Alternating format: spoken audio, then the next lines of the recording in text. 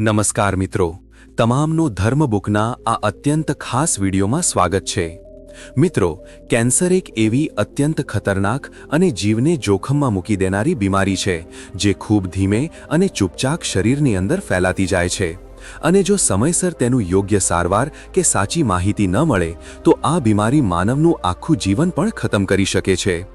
આજના આ વિડીયોમાં અમે તમને વધુ વિસ્તારથી જણાવીશું કે આ કેન્સર આખરે શરીરમાં બને છે કેવી રીતે, તેના બનવા પાછળ કયા કયા છુપાયેલા કારણો જવાબદાર હોય છે, તેના કયા લક્ષણો એટલે કે સંકેતો સૌથી પહેલા સામે આવે છે અને જો કોઈ વ્યક્તિને આ ગંભીર બીમારી લાગી જાય તો તેના શરીરમાં કેવા પ્રકારની તકલીફો ધીમે ધીમે દેખાવા લાગે છે। સાથે અમે તમને કેન્સર સાથે જોડાયેલી કેટલીક અત્યંત જરૂરી, અત્યંત આશ્ચર્યજનક અને સામાન્ય લોકોથી અવારનવાર છુપાઈ રહી જતી વાતો પણ સમજાવીશું, જેના વિશે ખરેખર ખૂબ ઓછા લોકો જાણે છે। જો તમે આ વિડીયોમાં આપવામાં આવતી તમામ માહિતીને ધ્યાનથી સાંભળશો અને અમારા કહેલા સંકેતોને તમારા શરીરમાં ઓળખી લેશો તો મોટા ભાગે એ શક્ય બની જાય છે કે તમે તમારો જીવ આ ભયાનક બીમારીથી બચાવી શકો। તેથી મિત્રો, આ આખો વિડીયો તમારા માટે અત્યંત જરૂરી છે અને તમારે તેને પૂરો જોવો જ જોઈએ। કેન્સર શરીરમાં બનતા પહેલા અનેક પ્રકારના ઈશારા આપવા લાગે છે। જો તમે આ નાના નાના ઈશારાઓને સાચા સમયે સમજી લો તો તમે પોતાને ખૂબ મોટી મુસીબતથી બચાવી શકો છો। પરંતુ અવારનવાર એવું થાય છે કે અમે અમારા શરીરમાં આવતા નાના ફેરફારોને અવગણી દઈએ છીએ અથવા તેના પર વધુ ધ્યાન નથી આપતા। આ જ નાની બેદરકારી આગળ જતા ખૂબ ભારે પડી શકે છે અને ક્યારેક હાલત એટલી ખરાબ થઈ જાય છે કે માનવને ખૂબ પસ્તાવો કરવો પડે છે। તેથી અમે તમને ખૂબ વિસ્તારથી અને સરળ શબ્દોમાં જણાવીશું કે કેન્સર બનવાના કયા કયા ખાસ કારણો હોઈ શકે છે। આ માહિતી તમારા માટે એટલી જ ઉપયોગી છે જેટલી કોઈ જરૂરી સાવચેતીની માહિતી હોય છે। જો તમે આ વાતોને સમયસર સારી રીતે સમજી લેશો તો આગળ જતા ક્યારેય કોઈ પ્રકારનો પસ્તાવો નહીં કરવો પડે। તેથી મારી તમારી પાસે નાની વિનંતી છે કે આ વિડીયોને જરાય સ્કીપ ન કરો, તેને શરૂઆતથી લઈને છેલ્લી સેકન્ડ સુધી પૂરો જુઓ, કારણ કે જો કેન્સર એકવાર શરીરમાં પૂરેપૂરું ફેલાઈ જાય તો તેના પરિણામો એટલા ખતરનાક હોઈ શકે છે જેની તમે કલ્પના પણ ન કરી શકો। તેથી એ વધુ જરૂરી બની જાય છે કે તમે પૂરી માહિતી સાચા સમયે મેળવો। અનેકવાર અધૂરી અને ખોટી માહિતી માનવને ફાયદો પહોંચાડવાને બદલે વધુ નુકસાન પહોંચાડી દે છે। મિત્રો, જો તમને આ માહિતી થોડી પણ સારી લાગે તો એક નાનું કામ જરૂર કરો, આ વિડીયોને લાઈક કરી દો। આનાથી અમારું મનોબળ એટલે કે મોટિવેશન ખૂબ વધે છે અને અમને વધુ સારી અને ઉપયોગી માહિતી લાવવાની હિંમત મળતી રહે છે। આ ઉપરાંત આ વિડીયોને શેર જરૂર કરો અને અમારા ચેનલને સબસ્ક્રાઇબ પણ કરી દો। સાથે જે ઘંટીનું બટન એટલે કે બેલ આઇકોન દેખાશે તેને દબાવી દો, જેથી જ્યારે પણ અમે કોઈ નવી હેલ્થ વિડીયો અપલોડ કરીએ તો તેનું નોટિફિકેશન તમને સૌથી પહેલા તમારા મોબાઈલ પર મળી જાય।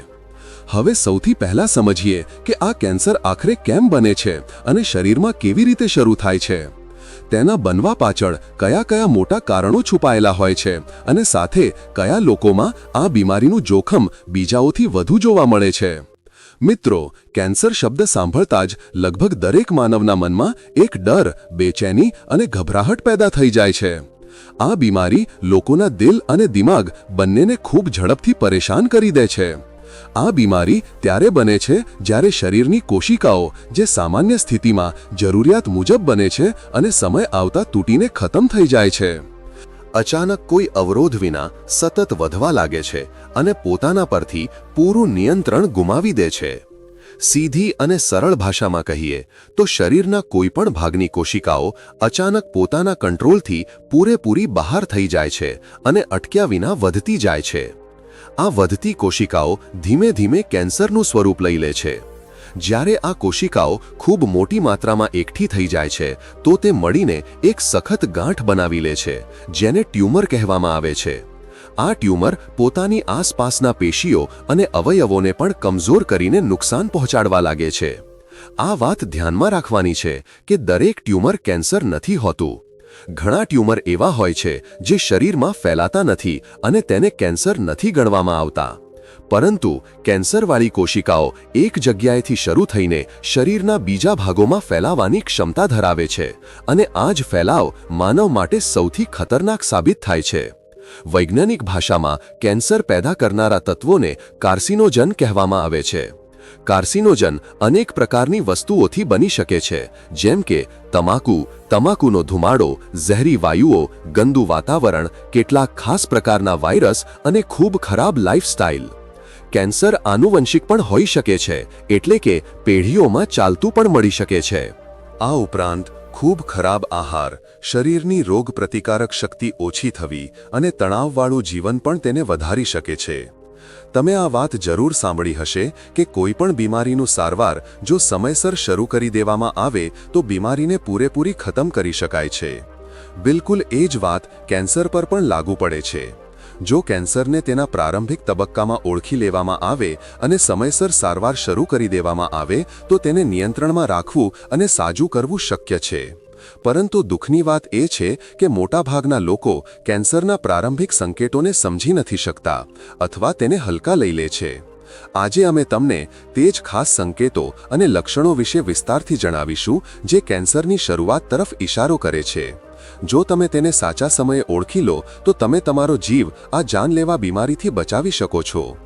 એ તેથી વધુ જરૂરી બની જાય છે કારણ કે જો કેન્સરનું પત્તું પહેલા કે બીજા તબક્કામાં લાગી જાય તો તેનું સારવાર સરળ બની જાય છે અને માનવ પૂરેપૂરી સ્વસ્થ પણ થઈ શકે છે. પરંતુ જો બીમારી મોડેથી પકડમાં આવે તો કેન્સર શરીરની અંદર ખૂબ વધુ ફેલાઈ જાય છે અને પછી સારવાર કરવી અત્યંત મુશ્કેલ બની જાય છે. કેન્સર કોઈ એક બીમારી નથી, પરંતુ એ અનેક પ્રકારની બીમારીઓનું એક મોટું જૂથ છે. દરેક અવયવનું કેન્સર અલગ રીતે બને છે અને અલગ પ્રકારનું હોય છે. શરીરમાં 100થી વધુ પ્રકારના કેન્સર મળી શકે છે. સામાન્ય રીતે કેન્સરનું નામ તે અવયવ કે કોશિકાના નામ પર રાખવામાં આવે છે જ્યાંથી બીમારીની શરૂઆત થાય છે. જેમ કે લોહીનું કેન્સર, મોંનું કેન્સર, ગળાનું કેન્સર, સ્તન એટલે કે બ્રેસ્ટ કેન્સર, બચ્ચેદાનીનું કેન્સર, ફેફસાનું કેન્સર, લીવર કેન્સર, હાડકાનું કેન્સર, પેટનું કેન્સર, અગ્નાશય એટલે કે પેન્ક્રિયાઝનું કેન્સર, સર્વાઇકલ કેન્સર અને બ્લેડર કેન્સર વગેરે. પેટનું કેન્સર અને બ્રેસ્ટ કેન્સર એ બે એવા કેન્સર છે જેનું પ્રારંભિક સમયમાં પત્તું લગાવવું ખૂબ મુશ્કેલ હોય છે કારણ કે તેના પ્રારંભિક લક્ષણો ખૂબ હલકા હોય છે અને ધીમે ધીમે દેખાય છે. ખાસ કરીને બ્રેસ્ટ કેન્સરની ઓળખ અવારનવાર ત્યારે થાય છે જ્યારે બીમારી ઘણી આગળ વધી ચૂકી હોય છે અને દર્દીને ગંભીર સ્થિતિનો સામનો કરવો પડે છે.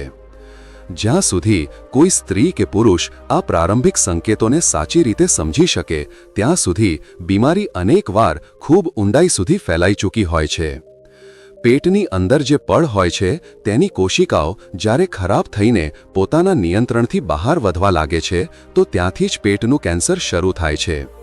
આ કેન્સર અનેક વર્ષોમાં ધીમે ધીમે વિકસિત થાય છે અને જ્યારે તેના લક્ષણો બહાર સ્પષ્ટ દેખાવા લાગે છે ત્યારે તે ખૂબ વધુ ફેલાઈ ચૂક્યું હોય છે. પરંતુ જો તેનું સાચા સમયે પત્તું લાગી જાય તો તેનું સારવાર પૂરેપૂરી શક્ય છે અને દર્દીનો જીવ પણ બચાવી શકાય છે. આ વાત જાણીને તમે ખરેખર ખૂબ આશ્ચર્યચકિત થઈ જશો કે જે નાની નાની શારીરિક તકલીફોને અમે વર્ષોથી હલકી ફૂલકી, સામાન્ય અને સાદી સમસ્યા સમજીને હંમેશા અવગણતા આવ્યા છીએ. તે જ દેખાવમાં સાદી લાગતી મુશ્કેલીઓ ધીમે ધીમે સમય સાથે એક દિવસ ખૂબ જ ખતરનાક, ગંભીર અને જાનલેવા બીમારીમાં બદલાઈ શકે છે. હા મિત્રો, જેમ કે પેટમાં ક્યારેક હલકો ચૂંકવાળો દુખાવો થવો, વારંવાર ગેસ બનવી, એસિડિટીની સમસ્યા રહેવી, પેટની અંદર ભારેપણું રહેવું, પેટ ફૂલેલું જેવું લાગવું અથવા પેટની આસપાસ હલકી સોજો દેખાવો, આ બધી વસ્તુઓ અવારનવાર લોકો સાદી માની લે છે. જ્યારે સત્ય એ છે કે આ તમામ ફેરફારો શરીરની અંદર ધીમે ધીમે કેન્સર જેવી ખતરનાક બીમારીના આવવાની પ્રારંભિક ચેતવણી પણ હોઈ શકે છે. અને જો તેને સમયસર ગંભીરતાથી ન લેવામાં આવે તો આગળ જતા મોટી તકલીફ બની શકે છે. હવે જો અમે બ્લડ કેન્સરની વાત કરીએ તો આ બીમારી શરીરની અંદર હાજર લોહીની 3 અત્યંત જરૂરી અને મુખ્ય પ્રકારની કોશિકાઓ પર સીધો અસર કરે છે. અમારા શરીરમાં રેડ બ્લડ સેલ્સ એટલે કે લાલ રક્ત કોશિકાઓ, વ્હાઇટ બ્લડ સેલ્સ એટલે કે શ્વેત રક્ત કોશિકાઓ અને પ્લેટલેટ્સ નામની નાની નાની કોશિકાઓ હોય છે જે મળીને લોહીને તેનું પૂરું કામ કરવામાં મદદ કરે છે. બ્લડ કેન્સરની સૌથી વધુ અને ઝડપી અસર મોટા ભાગે વ્હાઇટ બ્લડ સેલ્સ પર પડે છે, કારણ કે આ જ કોશિકાઓ અમારા શરીરને ચેપથી બચાવવાનું કામ કરે છે. આ બીમારીને વધુ સારી રીતે સમજાવવા માટે નિષ્ણાતોએ બ્લડ કેન્સરને 2 મોટા ભાગમાં વહેંચી દીધું છે. પહેલો ભાગ હોય છે એક્યુટ બ્લડ કેન્સર અને બીજો ભાગ હોય છે ક્રોનિક બ્લડ કેન્સર. બંનેની ગતિ અને અસર એકબીજાથી અલગ અલગ હોય છે. એક્યુટ બ્લડ કેન્સરનો અર્થ એ છે કે આ બીમારી ખૂબ ઝડપી ગતિએ શરીરમાં ફેલાય છે અને થોડા સમયમાં જ તેના લક્ષણો દેખાવા લાગે છે. જો આ સ્થિતિમાં સાચા સમયે ટેસ્ટ અને સારવાર શરૂ ન કરવામાં આવે તો વ્યક્તિના જીવ પર પણ ગંભીર જોખમ આવી લાગે છે અને હાલત ઝડપથી બગડી શકે છે. બીજી તરફ ક્રોનિક બ્લડ કેન્સર શરીરમાં ધીમે ધીમે વધતું સ્વરૂપ હોય છે. તેમાં બીમારીની પકડ ધીમી હોય છે, લક્ષણો પણ ધીમે ધીમે સામે આવે છે અને સમયસર ડોક્ટર અને નિષ્ણાતની સલાહથી સારવાર લઈને તેના પર મોટા ભાગે નિયંત્રણ કરી શકાય છે. બ્લડ કેન્સરના અનેક અન્ય સ્વરૂપો પણ મળે છે, જેમ કે જો કોઈ વ્યક્તિના શરીરમાં હંમેશા થાક રહે, લીવરનું કદ સામાન્યથી વધુ વધી જાય, પેટના જમણા ભાગમાં ભારેપણું લાગે, તો અવારનવાર તેને લિમ્ફોમા નામની બીમારી સાથે જોડવામાં આવે છે, જે બ્લડ કેન્સરનો જ એક પ્રકાર ગણવામાં આવે છે. તે જ રીતે જો આ કેન્સર લોહીના પ્રવાહ દ્વારા આખા શરીરમાં ફેલાવા લાગે, શરીરમાં લોહીની ઉણપ એટલે કે એનિમિયા થવા લાગે, વારંવાર ચેપ થતા રહે, ઈજા થવા પર લોહી ઝડપથી ન રોકાય, પ્લેટલેટ્સની સંખ્યા ધીમે ધીમે ઓછી થતી જાય અને બ્લડ પ્રેશર અવારનવાર હાઈ રહેવા લાગે, તો આ સ્થિતિને લ્યુકેમિયા કહેવામાં આવે છે, જે બ્લડ કેન્સરનો જ એક ગંભીર સ્વરૂપ હોય છે. બ્લડ કેન્સરના કોઈ એક નિશ્ચિત કે 100% નક્કી લક્ષણો નથી હોતા, પરંતુ સામાન્ય રીતે આ બીમારીમાં લોહીની ઉણપ રહેવી, અનેક દિવસો કે અઠવાડિયા સુધી તાવ રહેવો, શરીરના અલગ અલગ ભાગોથી વારંવાર લોહી આવવું અથવા હલકી ઈજા પર પણ વધુ લોહી વહેવું, આ તમામ સંકેતો દેખાઈ શકે છે. ધ્યાનમાં રાખવાની વાત એ છે કે માત્ર લોહીની ઉણપ હોવી એટલે સીધું બ્લડ કેન્સર નથી હોતું, પરંતુ જ્યારે એકસાથે ઉપર કહેલા અનેક લક્ષણો હાજર હોય ત્યારે બ્લડ કેન્સર હોવાની સંભાવનાને લઈને સતર્ક રહેવું પડે છે અને તરત જ તપાસ કરાવવી જોઈએ. હવે વાત કરીએ બોન કેન્સરની, એટલે કે હાડકામાં થતા કેન્સરની. આ કેન્સર અનેકવાર શરીરમાં કોઈ સામાન્ય સી સમસ્યા કે નાની સી તકલીફથી શરૂ થાય છે, જેને માનવ શરૂઆતમાં સામાન્ય દુખાવો સમજીને અવગણી દે છે, પરંતુ ધીમે ધીમે એ જ વસ્તુ એક ગંભીર અને ખતરનાક સ્વરૂપ લઈ લે છે. બોન કેન્સરની પહેલી અને સૌથી મહત્વની ઓળખ હોય છે હાડકામાં સતત રહેતો દુખાવો, જે પોતે સાજો નથી થતો. આ દુખાવો કોઈ ઈજા વિના પણ થઈ શકે છે અને સમય સાથે દિવસેને દિવસે વધતો જાય છે. ખાસ કરીને રાત્રેના સમયે અથવા જ્યારે માનવ ચાલવા ફરવામાં હાડકાનો વધુ ઉપયોગ કરે છે, ત્યારે આ દુખાવો પહેલાથી વધુ તીવ્ર લાગે છે અને માનવને ખૂબ પરેશાન કરવા લાગે છે. જેમ જેમ આ કેન્સર હાડકાની અંદર વધે છે, તેમ તેમ દુખાવો લગભગ દરેક સમયે રહેવા લાગે છે, એટલે કે આરામ કરતાં પણ દુખાવો લાગી શકે છે. જો આ કેન્સર પગની હાડકાઓમાં થઈ જાય તો માનવને યોગ્ય રીતે ચાલવા ફરવામાં પણ તકલીફ થવા લાગે છે અને ધીમે ધીમે તે લંગડાતો ચાલવા લાગે છે, જેનાથી તેની ચાલ પૂરેપૂરી બદલાઈ જાય છે. કેટલાક સમય પછી જ્યાં દુખાવો રહે છે ત્યાં હલકી અથવા વધુ સોજો પણ દેખાવા લાગે છે. અનેકવાર તે ભાગને હાથથી અડકતા એક સખત સી ગાંઠ અથવા ઉભરેલો ભાગ લાગે છે, જે વાસ્તવમાં કેન્સરનું ટ્યુમર હોઈ શકે છે.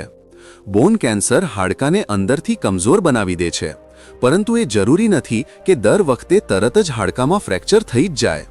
અનેકવાર કમજોરી વધતી રહે છે અને માનવને સતત દુખાવો જ લાગતો રહે છે.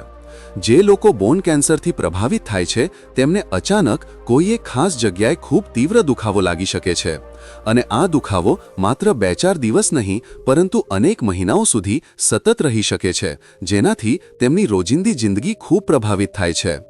જો કેન્સર રીઢની હાડકામાં થઈ જાય તો ત્યાંથી નીકળતી ચેતા ઉપર દબાણ પડવા લાગે છે અને તે દબાણના કારણે હાથ અને પગમાં શૂન્યપણું આવી શકે છે, ઝણઝણાહટ લાગી શકે છે અથવા તેમાં કમજોરી વધવા લાગે છે, જેનાથી વ્યક્તિ ધીમે ધીમે સંતુલન પણ ગુમાવી શકે છે. હવે વાત કરીએ ગળાના કેન્સરની, જે આજકાલ ખાસ કરીને પુરુષોમાં સામાન્ય થતું જાય છે. આ કેન્સર સ્ત્રીઓની સરખામણીએ પુરુષોમાં વધુ જોવા મળે છે અને મોટા શહેરોમાં તેની ગતિ ઝડપથી વધી રહી છે, કારણ કે ત્યાં લાઇફસ્ટાઇલ અને આદતો પણ બદલાઈ ગઈ છે.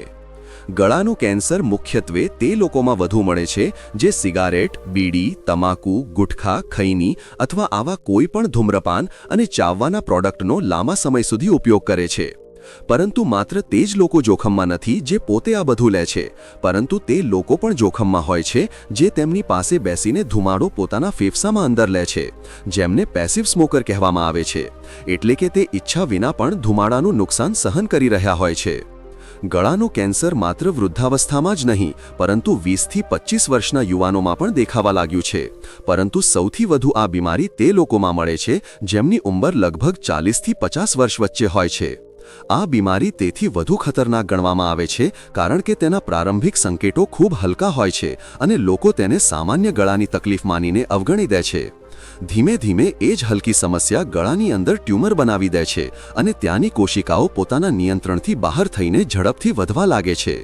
ગળાના કેન્સરના લક્ષણો દરેક વ્યક્તિમાં થોડા ઓછા, અલગ હોઈ શકે છે, પરંતુ કેટલાક સામાન્ય સંકેતો એવા છે જેને કોઈ પણ હાલતમાં અવગણવા ન જોઈએ. જેમ કે ગળામાં વારંવાર જલન લાગવી, શ્વાસ લેતા કે છોડતા સમયે તકલીફ લાગવી, સતત સૂકી અથવા સામાન્ય ઉધરસ રહેવી, વારંવાર ગળો સાફ કરવાની જરૂર લાગવી, આ બધું ગળામાં કોઈ ખરાબીના સંકેતો હોઈ શકે છે.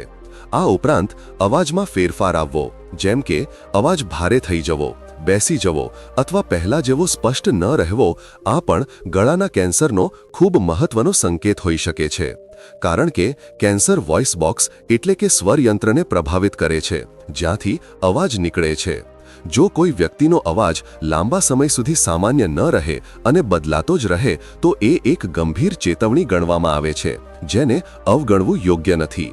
અનેકવાર ગરદનમાં ગાંઠ બનવી પણ આ બીમારીનો સંકેત હોઈ શકે છે, કારણ કે જ્યારે કેન્સરવાળી કોશિકાઓ કોઈ જગ્યાએ એકઠી થઈ જાય છે તો ત્યાં પેશીઓનો એક ઢગલો જેવો બને છે, જેને બહારથી અડકતા સખત અથવા અલગ પ્રકારનું લાગી શકે છે. જો કોઈ ચેપ ન હોવા છતાં પણ ગરદન કે ગળાના કોઈ ભાગમાં લાંબા સમય સુધી ગાંઠ રહે અને ઓછી ન થાય તો એ ગળાના કેન્સરની સંભાવના દર્શાવે છે અને તેના પર તરત ધ્યાન આપવું જરૂરી છે. તે સાથે કેટલાક લોકોને ગળાના કેન્સરના કારણે કાનમાં પણ દુખાવો લાગી શકે છે, કારણ કે ગળા અને કાનની સ્નાયુઓ એકબીજા સાથે જોડાયેલી હોય છે અને એક જગ્યાની સમસ્યા બીજા ભાગમાં પણ અસર દેખાડી શકે છે. મિત્રો, હંમેશા યાદ રાખો કે સમયસર સાચી ઓળખ, સાચી ટેસ્ટ અને સાચી સારવારથી આ ખતરનાક બીમારીઓને મોટા ભાગે અટકાવી શકાય છે. તેથી પૂરી માહિતીને ધ્યાનથી સમજો, પોતાના શરીરના સંકેતોને ગંભીરતાથી લો અને કોઈપણ લક્ષણને ક્યારેય હલકા ન છોડો, કારણ કે તમારી થોડી સાવચેતી તમારી આખી જિંદગીને બચાવી શકે છે. જો તમને આ વિડિયો ઉપયોગી લાગ્યો હોય તો તેને જરૂર લાઈક કરો, પોતાના મિત્રો અને પરિવાર સાથે શેર કરો અને અમારા ચેનલને સબસ્ક્રાઇબ કરવાનું ન ભૂલો, જેથી તમને આવી જ અન્ય હેલ્થ સાથે જોડાયેલી માહિતી મળતી રહે. ધન્યવાદ.